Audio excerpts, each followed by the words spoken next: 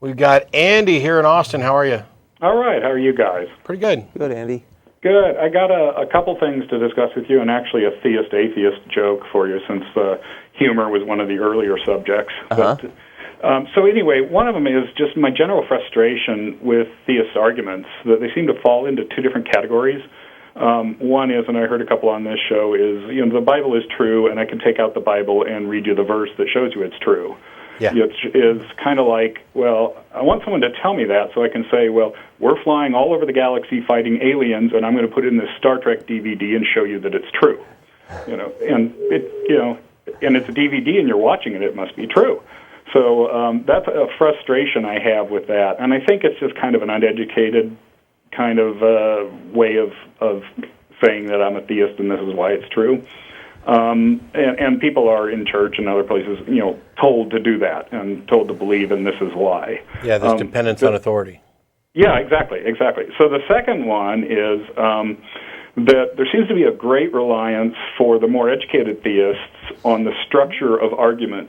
And I understand the reasons that we really need to have a good structured argument. You need to be able to look at the logical inconsistencies, and if someone throws out a syllogism, you need to say, well, that's not a syllogism because of this and this and this.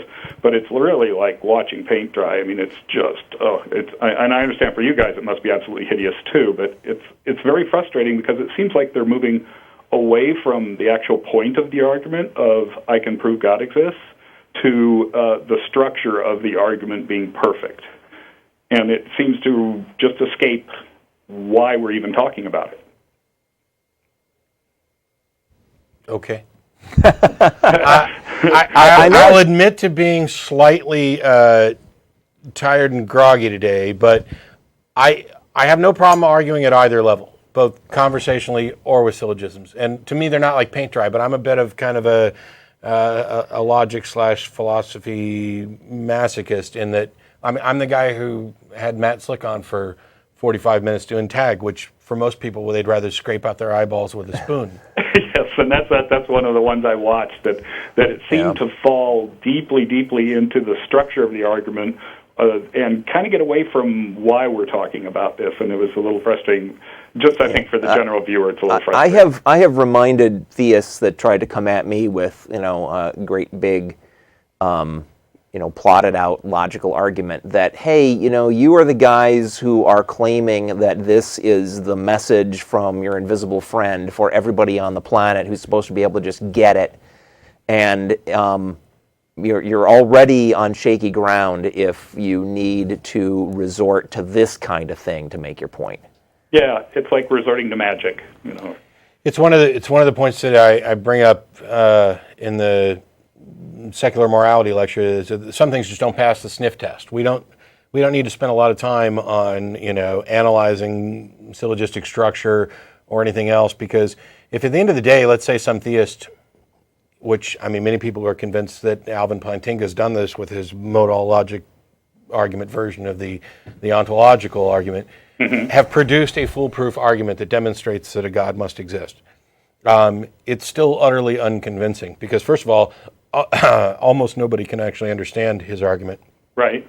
And second of all, there's not actual evidence supporting it.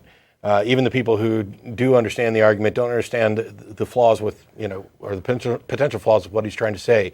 At the end of the day, you could present to me an argument that I could not refute because I simply either don't understand it, don't have the expertise, or am unable to spot the flaw in it. But it won't convince me on its own. Because until there's evidence to support that, unless I have been completely convinced that the premises are true and the form is valid, I'm unlikely to accept the conclusion. I'm more likely to say, I don't know what's wrong with it, but until you can present evidence, I still suspect that there's something wrong with it. Right. And I think my point is that if it really all is based on faith, then why do you have to go into a huge logical argument? Not on your part. That is another darn good point. It's like trickery to them to go into a logical argument. Not only that, but if this is as many Christians would posit, not just a matter of faith, but obvious and supported by evidence, why would they ever try to construct an argument like this? Yeah. On one hand, we have the theists who say, "Well, go outside and look at the trees," and that's your proof that there's a God. Yeah. And on the other end of the spectrum, we have these guys. Yeah. So, okay, I don't want to go on for a long time because I know I'm kind of preaching to the choir here, so to say. But anyway, the other thing is that as growing up, we went to church every Sunday, and I'm an atheist from the get-go. I didn't believe it from the day I went. And I didn't really understand what being an atheist was. I thought you had to make a decision that there's a God, like these people did, or there's no God. And I wasn't, emotionally ready to make that decision, wasn't intellectually ready to make that decision, and I didn't understand I didn't need to make that decision. That it was okay to say, I don't believe it. So I really appreciate you guys and the show. I've been watching for about a year to get that finally. That it's okay to say, I don't believe it, and I've read the book, I've seen the movie, I don't believe it. I read the book, saw the movie, got the T-shirt, went to the pre-release parties, and don't believe it. Yeah. So anyway, I know you got other callers waiting, but I'll give you the atheist joke. So for some reason, a theist and an atheist are walking along together, and they get kidnapped. And their kidnappers tell them, we're going to kill you, but you get one final wish.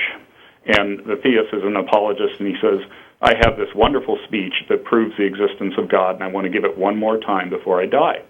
And they look over at the atheist, and he says, I'd like for you to shoot me before he gives that speech. Oh, that's awesome. You can recycle that one. I will. That is too good. All right, thanks, Andy.